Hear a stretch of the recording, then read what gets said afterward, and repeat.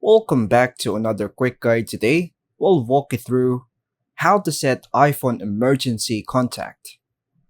Here are the steps to set an emergency contact on your iPhone. First, unlock your iPhone. Use Face ID, Touch ID, or your passcode. Open the Health app. White icon with a red heart. Tap your profile icon. It's in the top right corner of the screen.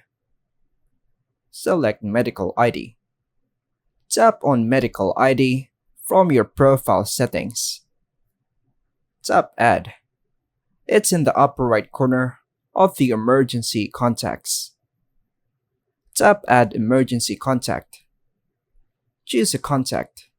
Select someone from your contacts list. Assign the relationship to you. Choose how this person is related. For example, parent, spouse, friend, or brother. Tap Done to save. Your emergency contact is now set and accessible from the lock screen via emergency on the passcode screen. And that's all for now, folks. Thanks for watching.